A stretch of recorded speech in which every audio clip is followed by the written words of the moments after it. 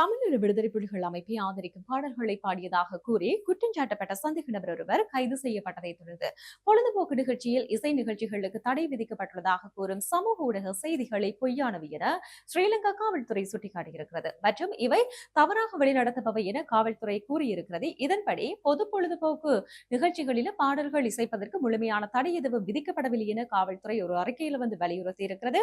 மே மாதம் 31ஆம் தேதி அன்று சாவகச்சேரி நாவிக்குழியில் நடைபெற்ற ஒரு இசை நிகழ்ச்சியில் விடுதலை புலிகள் அமைப்பு தொடர்பான பாடல்களை பாடியதாக கூறப்படும் குற்றச்சாட்டின் பேரில் கிளிநொச்சி உதயநகரைச் சேர்ந்த 24 வயதுடைய இளைஞர் ஒருவர் ஜூன் மாதம் 2ஆம் தேதி அன்று கைது செய்யப்பட்டதை தொடர்ந்து இந்த அறிக்கை வெளியிடப்பட்டிருக்கிறது.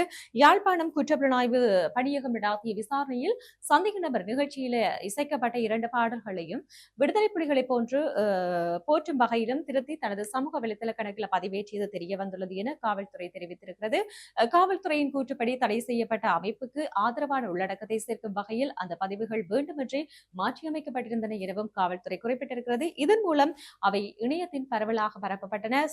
சந்தேக நபர் 1979ஆம் ஆண்டின் 48ஆம் இலக்க பயங்கரவாத தடுப்பு சட்டத்தின் 3ஆம் பிரிவின் கீழ் ஜூன் 3ஆம் தேதி அன்று சாவகச்சேரி நீதவான் நீதிமன்றத்தில் முன்னிலைப்படுத்தப்பட்ட நிலையில் ஜூன் 14ஆம் தேதி வரை விளக்கமறியலில் வைக்கப்பட்டார். அனைத்து அரசியல் அமைப்பு சட்டம் மற்றும் நாட்டின் சட்டங்களுக்கு இணங்க செயற்பட வேண்டும் என்று காவல்துறை மீண்டும் வலியுறுத்தியதோடு தவறான தகவல்களால் பொதுமக்கள் தவறாக வழிநடத்தப்பட வேண்டாம் என்றும் கேட்டுக் கொண்டது.